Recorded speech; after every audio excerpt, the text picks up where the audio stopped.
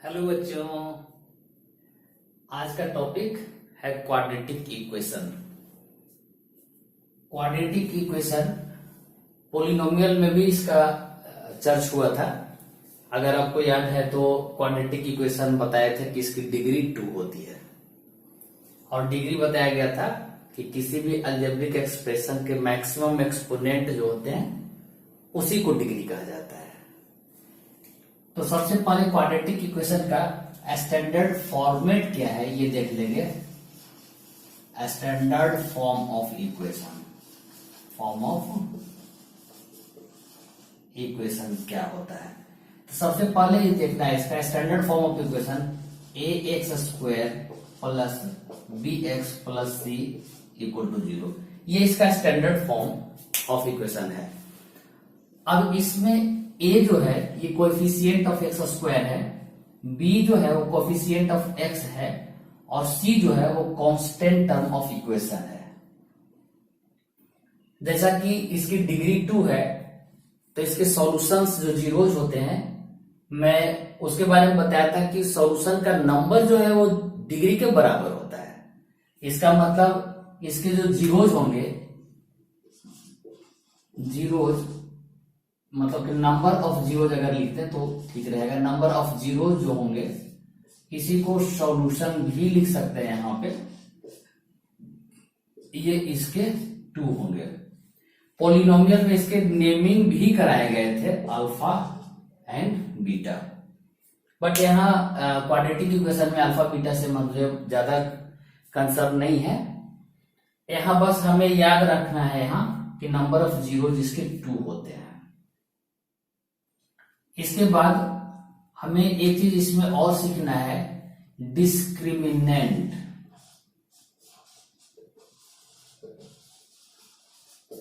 इसको शॉर्ट में डी भी लिख देते हैं। डिस्क्रिमिनेंट क्या होता है ये जान लेते हैं। डिस्क्रिमिनेशन नहीं है, डिस्क्रिमिनेंट है। डिस्क्रिमिनेंट जो होता है वो b² माइनस 4ac के बराबर होता है। डिस्क्रिमिनेंट का फॉर्मूला ही है b² माइनस 4ac। b जो है हमें पता है वो x का कोएफिशिएंट है, 4 तो कांस्टेंट नंबर होता है, कांस्टेंट नंबर है। a जो है वो कोएफिशिएंट ऑफ x² है और c जो है वो कांस्टेंट टर्म है। तो हमारा डिस्क्रिमिनेंट किसी भी अगर कोई इक्वेशन दिया हुआ है तो उसका हम लोग डिस्क्रिमिनेंट जान सकते हैं, क्योंकि डिस्क्रिमिनेंट का फॉर्मूला ही होता है b² माइनस 4ac। अब डिस्क्रिमिनेंट का हमें जरूरत कहां पड़ता है या फिर डिस्क्रिमिनेंट का जरूरत हम लोग यूज कहां कहां करेंगे ये जानना इंपॉर्टेंट है। तो सबसे पहले जो हम लोग रूट पढ़े हैं वो रूट का नेचर कैसा होगा ये डिस्क्रिमिनेंट बताता है। अगर हमें डिस्क्रिमिनेंट का आइडिया है तो रूट का नेचर कैसा है ये पता चल जाएगा। तो सबसे पहले हम लोग डिस्क्रिमिनेंट के बारे में बात करें कि अगर डिस्क्रिमिनेंट किसी भी इक्वेशन का मैंने डिस्क्रिमिनेंट निकाला, जैसे हमने कोई इक्वेशन लिया, सपोज करें हमने एक इक्वेशन लिया 2x² minus 7x plus 2 equal to 0। मैंने कोई इक्वेशन ऐसा ले लिया, तो अब इसका डिस्क्रिमिनेंट निकाल के देख लेते हैं। तो डिस्क्रिमिनेंट निकाले तो डिस्क्रिमिनेंट का मतलब होता है b² माइनस 4ac। तो जब इसको सॉल्व करते हैं हम लोग तो b² का वैल्यू -7 होता है। कभी कभी क्या करते हैं बच्चे, साइन को छोड़ करके इसका न्यूमेरिकल वैल्यू को ही लेते हैं, यहां मिस्टेक होने के चांसेस बनते हैं। माइनस साइन के साथ लिया जाता है, b -7 है ना कि 7, b² बोल रहा है minus 4 into a is 2 into c is also 2। अब जब इसको सॉल्व करते हैं तो -7² इज 7 7 जा 49 माइनस 4 2 जा 8 2 जा 16। ये जो हो गए 9 minus 6 that is 3, 4 minus 1 that is 33। ये डिस्क्रिमिनेंट आ गया। हम ऐसा देख रहे हैं यहाँ पे कि डिस्क्रिमिनेंट का जो वैल्यू है पॉजिटिव है, इससे हमें इस इक्वेशन का जब रूट निकाला जाएगा तो इस इक्वेशन के रूट के नेचर के बारे में पता चलता है। अब नेचर ऑफ द रूट हम लोग जानते हैं, डिस्क्रिमिनेंट निकालना सीख लिए। अब हमें लिखेंगे nature of root, nature of roots. अब डिस्क्रिमिनेंट जिस तरह से निकाले, अगर मेरा डिस्क्रिमिनेंट को शॉर्ट में डी लिख देते हैं, अगर इक्वल टू 0 आ जाए, अगर डिस्क्रिमिनेंट निकाले और वो 33 ना आकर के ये 0 आ जाता, तो नेचर ऑफ रूट कैसा होता? तो नेचर ऑफ रूट जो इसके बदले में आता वो 2 रूट्स तो होगा ही, 2 रियल एंड इक्वल रूट्स होंगे इसके। अब इसका मतलब क्या होता है रियल एंड इक्वल? रियल क्या, कोई भी ऐसा फेक रूट्स तो हम लोग पढ़े नहीं अभी तक, जो भी पढ़े रियल ही पढ़े हैं। तो यहां रियल लिखने का मतलब क्या था? रूट्स है तो रियल है। हाँ, अभी तो रियल हम लोग लिखना पड़ रहा है इसलिए क्योंकि हमारे पास नंबर रियल ही सिर्फ नहीं होते, इमेजिनरी नंबर्स भी होते हैं। इसलिए जो इसके रूट्स निकलेंगे, अगर डिस्क्रिमिनेंट निकाले और वो 0 आ गया तो 2 रूट्स तो होंगे, दोनों रूट रियल होगा, इमेजिनरी नहीं होगा, और दोनों रूट इक्वल होगा। इक्वल का मतलब अगर एक रूट 5 है तो दूसरा रूट भी 5 ही होगा, ये इसका मतलब होता है। लेकिन अगर हम लोग डिस्क्रिमिनेंट निकाले और ये 0 से बड़ा नंबर आ गया, डिस्क्रिमिनेंट इज ग्रेटर देन 0, अगर 0 से बड़ा आता है तो इसके भी रूट के जो नेचर होते हैं, ये भी 2 रूट तो होगा ही, दोनों रियल ही होगा, एंड इक्वल नहीं होगा, डिस्टिंक्ट रूट होगा। डिस्टिंक्ट इज डिफरेंट रूट्स होंगे। इसका मतलब कि डी अगर ग्रेटर देन 0 हुआ तो 2 रूट्स जो होंगे वो दोनों रूट डिफरेंट होंगे, या तो एक 5 दूसरा 10, 5 7 2 3 एनीथिंग, बट डिफरेंट होंगे और रियल होंगे। वो भी जो रूट्स आएंगे वो इमेजिनरी नहीं आएंगे, ठीक है। और अगर हमने डी निकाला और ये लेस देन 0 आ गया, इट मीन्स डी निगेटिव आ गया। सपोज ये 33 नहीं आकर के अगर -33 आ जाता तो इसके रूट्स कैसे होते?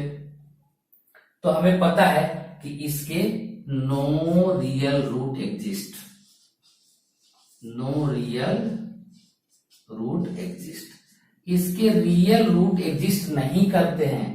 रियल रूट एग्जिस्ट नहीं करने का मतलब ये कभी नहीं होता कि इसका रूट एग्जिस्ट नहीं करता है, हो सकता है इमेजिनरी रूट एग्जिस्ट करता हो। तो हम लोग ये कहेंगे नो रियल रूट एग्जिस्ट, और ये अभी हमारे सिलेबस में नहीं है। इसलिए अगर हमें पता चल गया नेचर ऑफ द रूट कि डी जो है वो 0 से छोटा है, इसका रियल रूट एग्जिस्ट ही नहीं कर रहा है, तो हम लोग इसे सॉल्व ही नहीं करेंगे, इसे छोड़ दिया जाएगा, बिकॉज ये अभी सिलेबस में नहीं है। तो हमारे पास अगर रूट निकालने के लिए पूछा जाएगा तो हमारे पास 2 केसेस आएंगे, डी इक्वल टू 0 और D is greater than 0। Nature of the root ये होता है। अभी हम लोग ये भी जानेंगे कि रूट निकाले कैसे, क्योंकि पोलिनोमियल में तो रूट निकालना सीखे थे, बट क्या ये पोलिनोमियल के जैसा ही निकलेगा या उससे डिफरेंट होगा? तो थोड़ा सा इसका स्क्रीनशॉट ले लें, तब तक के लिए मैं इसका मेथड्स कुछ डिस्क्राइब करता हूं।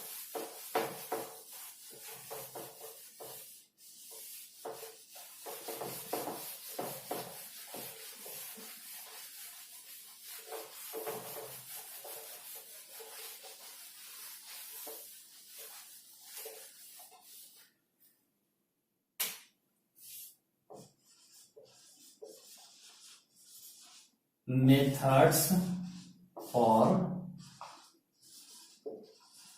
finding roots of the equation। अगर इक्वेशन है तो उसके रूट्स फाइंड करने के मेथड कौन कौन से हैं? ऐसे तो हम लोग अलजेब्रिक मेथड सीखे थे, फैक्टराइजेशन मेथड। तो सबसे पहले जो है हमारा वो सीखेंगे क्वाड्रेटिक या discriminant method. Discriminant method. Discriminant method को हम लोग फॉर्मूला मेथड भी कहते हैं, और फॉर्मूला मेथड। डिस्क्रिमिनेंट मेथड और फॉर्मूला मेथड एक ही है, डिफरेंट नहीं है। तो डिस्क्रिमिनेंट मेथड से हम लोग रूट कैसे निकाल लेंगे? इट्स वेरी सिंपल, अगर फॉर्मूला याद है तो निकल जाएगा। फॉर्मूला क्या है इसका? तो x निकालने का फॉर्मूला है -b plus minus root B square minus 4ac whole divided by 2a। ये यहां पर हमारे पास एक ऐसा फॉर्मूला है जिस फॉर्मूला से हम लोग किसी भी क्वाड्रेटिक इक्वेशन का रूट आसानी से निकाल लेंगे। और यहाँ तो जितने भी वेरिएबल्स हैं सबके बारे में पता है, b क्या है, a क्या है, c क्या है, x क्या है, x ही फाइंड करना है। ये भी मुझे पता है कि क्वाड्रेटिक इक्वेशन है, x के दो दो वैल्यू आएंगे। पहले डिस्क्रिमिनेंट निकालने के बाद ये भी पता चल जाएगा कि रूट का नेचर कैसा होगा, इट मीन सॉल्यूशन का नेचर कैसा होगा। तो कोई एक इक्वेशन हम लोग लेते हैं, फिर उस इक्वेशन को सॉल्व करके देखते हैं।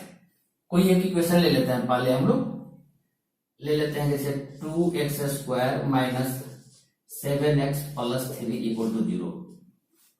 अगर हमने ये इक्वेशन लिया और इस इक्वेशन को सॉल्व करते हैं तो कैसे आता है, क्या सॉल्यूशन होता है इसका, देखते हैं। तो सबसे पहले हम लोग इसका डी निकाल लेते हैं। डी निकाल के पहले चेक करते हैं कि रूट होगा भी या नहीं होगा। तो डिस्क्रिमिनेंट इक्वल टू हम लोग जानते हैं b² माइनस 4ac। अब d जो है, b मेरा है -7 का स्क्वायर, -7 का होल स्क्वायर करना है, -4 into a is 2 into c is 3, that is 7 7 जा 49 प्लस में हो जाएगा -4 2 जा 8 3 जा 24, दैट इज ये डिस्क्रिमिनेंट जो हुआ वो 25 आ गया। अब डिस्क्रिमिनेंट 5 आने का मतलब है कि d इज ग्रेटर देन 0। इसका मतलब इसका नेचर ऑफ रूट मुझे पता चल गया कि 2 रियल एंड डिस्टिंक्ट रूट्स बनेंगे इसके, यानी 2 रियल एंड डिस्टिंक्ट रूट आने वाला है, इतना मुझे पता चल गया है। मेरे पास फॉर्मूला भी है, फॉर्मूला पे पुट कर लेंगे तो हमारा रूट भी निकल जाएगा। तो सबसे पहले मैं फॉर्मूला पे पुट करता हूं।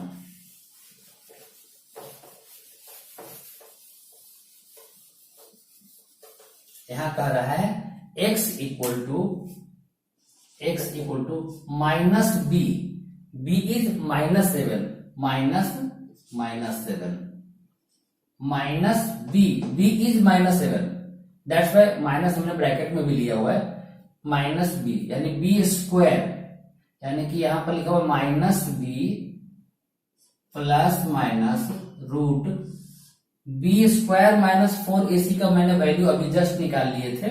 b² माइनस 4ac का वैल्यू इसका 25 आया था, ठीक है, divided by 2a, 2 into a equation के अकॉर्डिंगली यहां पर 2 है। अब अगर इस कैलकुलेशन को सॉल्व कर लें तो हमारे दोनों रूट्स मिल जाएंगे। अब इसको सॉल्व कर लेते हैं।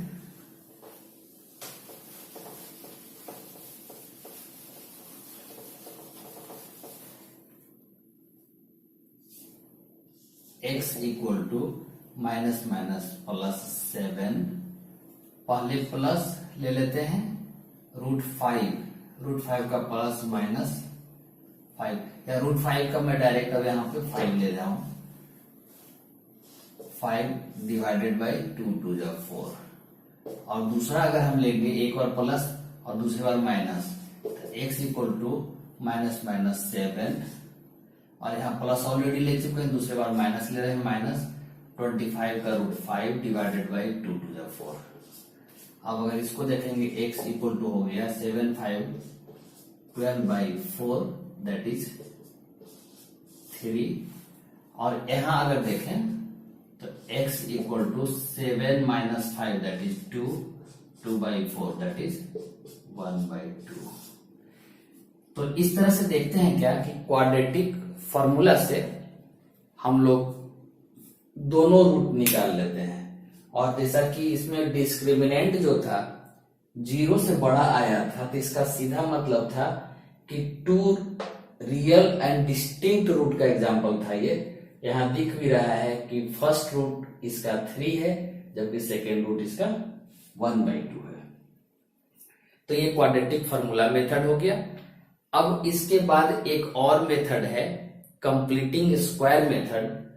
वो भी इंपॉर्टेंट है, एक्चुअली आएगा तो बड़े नंबर में ही आएंगे, तो उसे भी जानना जरूरी है। तो इसी इक्वेशन को सॉल्व करते हैं कंप्लीटिंग स्क्वायर मेथड से, ताकि वो भी आसानी से सीख ले। ये इक्वेशन लिया गया था 2x² minus 7x plus 3 equal to 0। अब इस इक्वेशन को हमें कंप्लीटिंग स्क्वायर मेथड से सॉल्व करना है। कंप्लीटिंग स्क्वायर मेथड से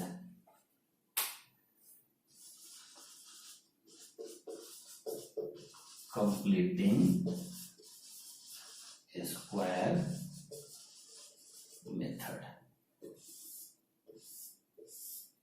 कंप्लीटिंग स्क्वायर मेथड थोड़ा लंबा पड़ता है, तो इस मेथड को स्टेप बाय स्टेप सीखेंगे, और स्टेप बाय स्टेप सीखने के बाद ये मेथड बिल्कुल ही इजी हो जाता है। अगर इसे स्टेप बाय स्टेप ना सीखा जाए तो ये काफी कैलकुलेटिव हो जाता है, जिससे कि मार्क्स जाने के चांसेस बन जाते हैं। सबसे पहला स्टेप जो है मेरा, वो स्टेप लिखेंगे स्टेप 1। इक्वेशन जो दिया हुआ है, इस इक्वेशन को a से डिवाइड कर देंगे। तो dividing equation by a। a क्या है यहां पर? Coefficient of x²। तो सबसे पहले हम लोग पुट कर लेंगे 2x² बाई, इसका कोएफिशिएंट है 2 है, 2 माइनस 7x बाई, इसका कोएफिशिएंट है।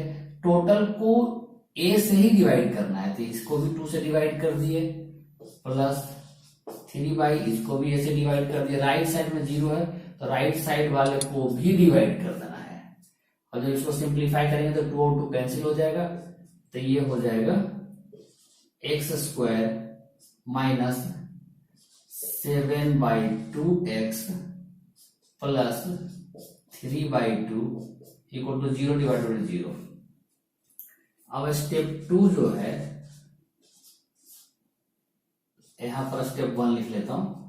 अब स्टेप 2 जो है उसमें लिखेंगे जो ये कांस्टेंट वाला टर्म है, ये कांस्टेंट वाले टर्म को राइट साइड शिफ्ट करना।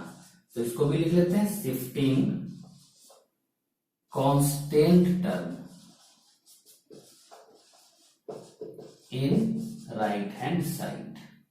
राइट हैंड साइड में कांस्टेंट टर्म को शिफ्ट करेंगे, तब मेरा इक्वेशन क्या बन जाएगा? x² minus 7/2x equal two plus 3/2, right side shift कर रहा है इसलिए माइनस 3/2 हो जाएगा। Step 3 is very important. इसमें कहते हैं कि दोनों ही तरफ, left hand side and right hand side, b के वैल्यू का स्क्वायर ऐड किया जाएगा, यानी एडिंग b/2 का स्क्वायर ऑन बोथ साइड। दोनों तरफ ऐड कर लेंगे। दोनों तरफ ऐड करने से क्या हो जाएगा? पहला तरफ है मेरा x² माइनस 7/2x। अब इसमें ऐड करना है 7/2 का हाफ का स्क्वायर। 7/2 का हाफ अगर करते हैं तो 7/2 डिवाइडेड बाई 2 करेंगे, तो ये हो जाएगा 7/2 इंटू 1/2, दैट इज 7/4 हो जाएगा। तो हम लोग दोनों तरफ यही ऐड करेंगे 7/4। तो हम लोग ऐड करेंगे यहां पर प्लस 7/4 का स्क्वायर।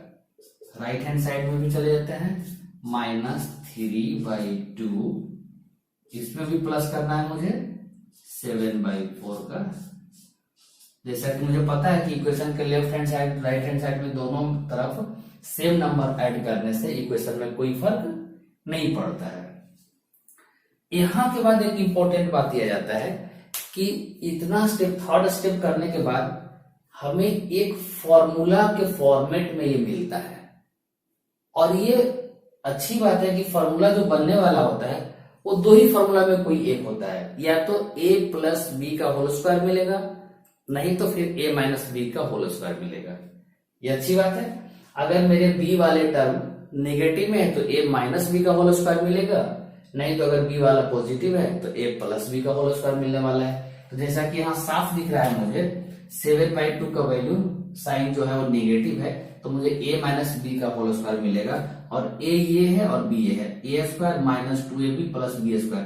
तो a के जगह पर मेरा x है और माइनस b के जगह पर 7/4 है, इसका होल स्क्वायर। अगर इसे स्प्लिट करके देखें तो यही आ जाएगा, क्योंकि अगर मैं स्प्लिट करता हूं तो देख लेता हूं यहाँ रफ करके, a माइनस बी का होल स्क्वायर, a स्क्वायर मतलब x plus 2 minus 2ab minus 2 into a is x into b is 7/4 plus b square 7/4 का होल स्क्वायर। अब अगर 2 से कैंसिल करते हैं 4 को तो 2 2 जा 4, इसका मतलब ये आ जाता है x square minus 7 into x 7x/2 plus 7/4 का होल स्क्वायर। बिल्कुल सेम टर्म आ गया, x square minus 7/2x plus 7/4 का होल स्क्वायर। इसका मतलब है कि इसे x माइनस 7/4 का होल स्क्वायर लिख सकते हैं। और याद रखना है यहाँ पे कि दो ही आइडेंटिटी बनती है, या तो a माइनस बी का होल स्क्वायर, नहीं तो a प्लस बी का होल स्क्वायर। इसीलिए इस फॉर्म को, इस मेथड को कंप्लीटिंग स्क्वायर मेथड कहा जाता है, क्योंकि यहाँ पर a माइनस बी का स्क्वायर कंप्लीट कर लिया गया है। और राइट साइड जो है वो लिखा जाएगा -3/2 प्लस 7 7 जा 49 डिवाइडेड बाय 4 4 जा 16। अब इसे कंप्लीट कर लिया गया है, अब सिर्फ इसको सॉल्व कर लेंगे तो इस इक्वेशन के दो रूट हमें मिल जाएंगे। x minus 7/4 whole square equal to, अगर ये साइड में एलसीएम ले लूं 16 हो गया, 2 8 जा 8 3 जा 24 माइनस 24 हो जाएगा प्लस 16 49। अगर मैं इसको सॉल्व करता हूं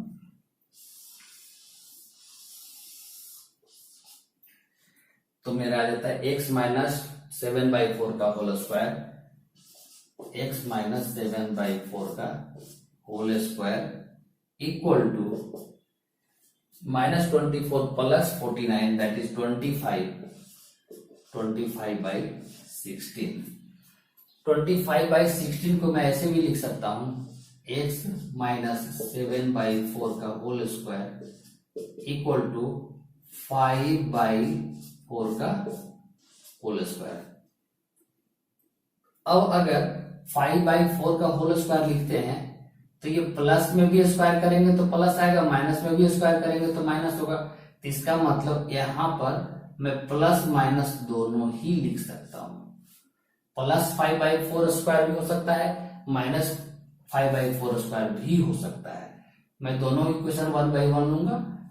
अब इसको सॉल्व करना है। अब यहां से स्क्वायर स्क्वायर कैंसिल भी कर सकते हैं, तो मेरा बन गया equation x minus 7/4 equal two plus minus 5/4। अब दोनों इक्वेशन को 1 by 1 सॉल्व कर लेंगे तो मेरा दो रूट मिल जाएगा।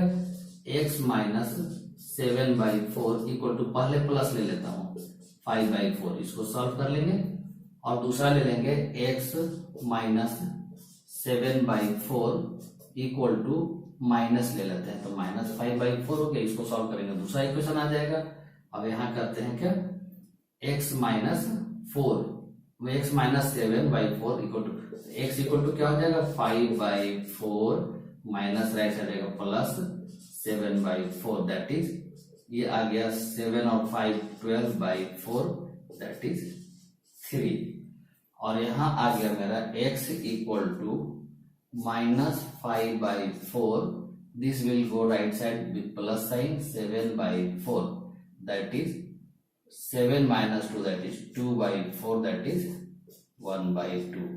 इसके पहले भी जब सॉल्व किए थे सेम इक्वेशन लिया गया था और उसमें भी दोनों रूट जो आए थे 3 और 1/2 ही आए थे।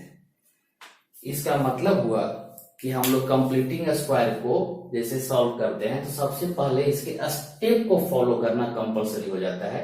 अगर स्टेप फॉलो नहीं किया जाए तो ये स्क्वायर कंप्लीट होने में काफी मुश्किल हो जाएगी। और ये स्टेप सबसे पहला स्टेप है इसमें कि कोएफिशिएंट ऑफ एक्स स्क्वायर को से थ्रू आउट को डिवाइड कर देते हैं। जैसा कि सबको मैंने 2 से डिवाइड कर दिया। ऐसा डिवाइड करने से होता है कि एक्स स्क्वायर का कोएफिशिएंट 1 हो जाता है। अब ये हो गया। इसके बाद में सेकेंड स्टेप जो है मेरा shifting of constant term in RHS. Constant term last वाले 3/2 जो है इसको आरएचएस में शिफ्ट कर देते हैं। अगर प्लस साइन है तो माइनस साइन शिफ्ट करेगा तो होगा। स्टेप थर्ड जो है यहाँ पे लिया गया b के हाफ का स्क्वायर दोनों तरफ ऐड करना होता है। तो b है 7 माइनस 7/2 तो इसका हाफ हो जाएगा -7/4। तो -7/4 जो है इसका स्क्वायर वैल्यू लेने का मतलब होता है अगर नेगेटिव का स्क्वायर ले तब फिर भी पॉजिटिव हो जाता है, पॉजिटिव का स्क्वायर ले तब फिर भी पॉजिटिव हो जाएगा। ज्यादा कोई फर्क नहीं आता है। तो 7/4 का स्क्वायर दोनों तरफ ऐड कर दिया गया। इंपॉर्टेंट बात यहां आ जाती है कि यहां बिल्कुल इंपॉर्टेंट है कि ये जो होता है वो हमें फॉर्मूला के फॉर्म में ही मिलता है। एक्स स्क्वायर -7/2x प्लस 7/4 का स्क्वायर, ये जो है a square -2ab plus B square के फॉर्मेट में है और ए एक्स है बी 7/4 है। एक्स -7/4 का स्क्वायर हो गया। इसके बाद में राइट हैंड साइड में सॉल्व कर लिए और जब ये सिंप्लीफाई करते थे यहाँ पर स्क्वायर जो कभी कभी बच्चे ओपन कर देते हैं तब फिर भी थोड़ा कॉम्प्लेक्स हो सकता है बट आंसर तो आएंगे ही। यहाँ पे स्क्वायर आता है तो राइट साइड को भी स्क्वायर के फॉर्म में अगर लाके स्क्वायर स्क्वायर कैंसिल किया जाए that will be too easy. Otherwise square हटा के इधर रूट भी कर सकते हैं, that will be also easy. तो आप इस तरह से देखते हैं कि एक बार प्लस साइन एक बार माइनस साइन के साथ रूट के नंबर 2 होते हैं और दोनों ही यहाँ आ जाते हैं। तो इस तरह से हम लोग देखें कि कंप्लीटिंग स्क्वायर मेथड भी फिनिश हो गया और क्वाड्रेटिक इक्वेशन के बेसिक्स जो है वो यही था।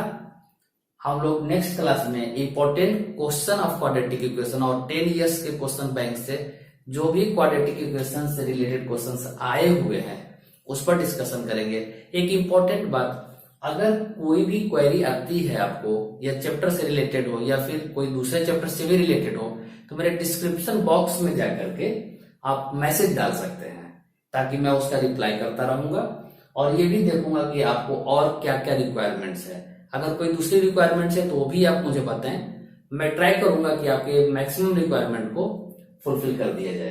तो ठीक है, तो नेक्स्ट क्लास में मिलते हैं। जय हिंद, जय भारत।